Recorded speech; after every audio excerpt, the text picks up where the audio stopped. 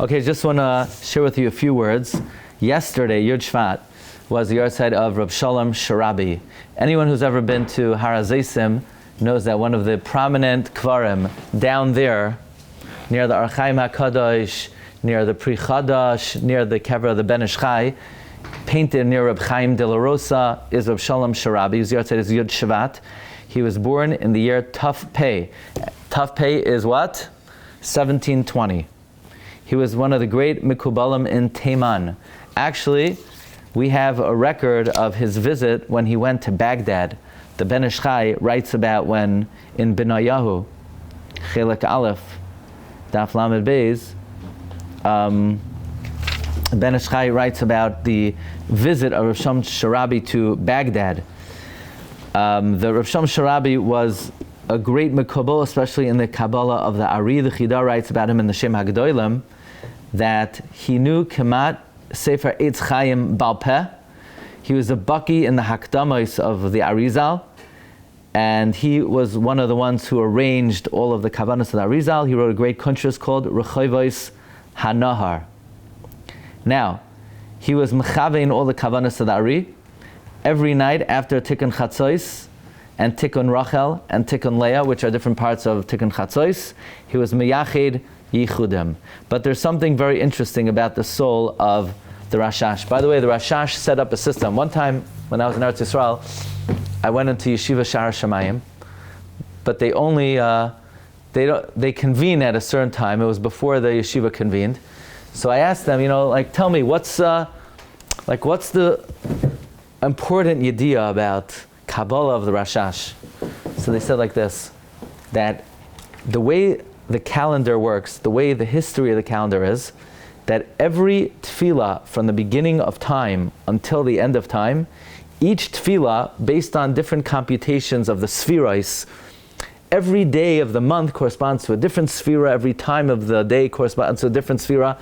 Every single tefillah has a certain tikkun for a certain element of a sphera that no tefillah before and no tefillah after will accomplish. In other words, when it comes to today's mincha, don't say, oh, mincha, I already davened mincha yesterday, I davened mincha 10 days ago, I davened mincha. What you could do with today's mincha has never been done before and will never be able to be replicated. Okay? Now, comes Reb Chaim Falaji in Parshas Tetzaveh in the Sefer Toichachas Chaim. By the way, Reb Chaim Falaji's yahrzeit is Shabbos, Yud Zayin Shvat. Reb Chaim Falaji's yahrzeit always comes out of Parshas Yisroi.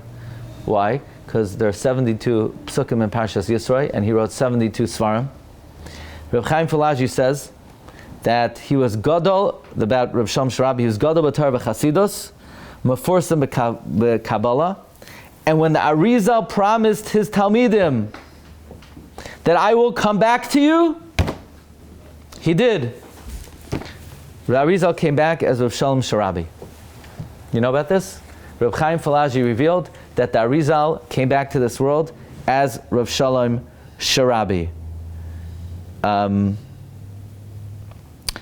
By the way, the Reb Chaim Falaji repeats this idea.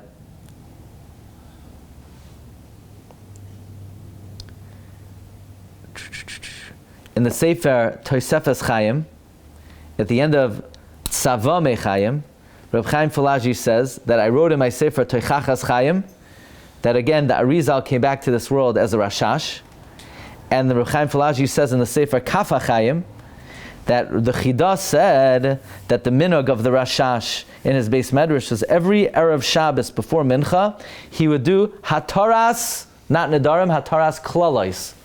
You ever see that? In yeshivas on Erev Rosh Hashanah. Yeah, they do. Everyone gets together, they hand out a tzettel, and everyone recites Im Neschayavti B'nidrei L'Shamayim Hareini Mevakesh Hatorah Mimimalascha. Yeah, if I'm like in Cherem from heaven, I ask for acquittal. So that was the minhag of the Rashash.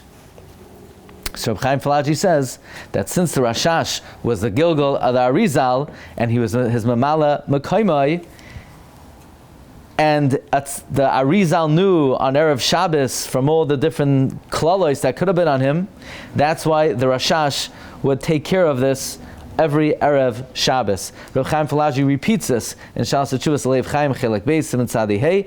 Kabbalah biyadenu Sharabeinu Ari Chazar begilgol Harashash. Okay, very interesting. The Rabbeinu Shchai says about the Rashash that we know about. You know the story about when Hillel was Allah Mibavel, and the Bnei Beseira had a question about if Erev Pesach falls out on Shabbos, should you be makriv the Karm Pesach? And Hillel immediately gave the psak, and the Bnei Beseira stepped down, and Hillel became the Rosh. That's what happened to the Rashash.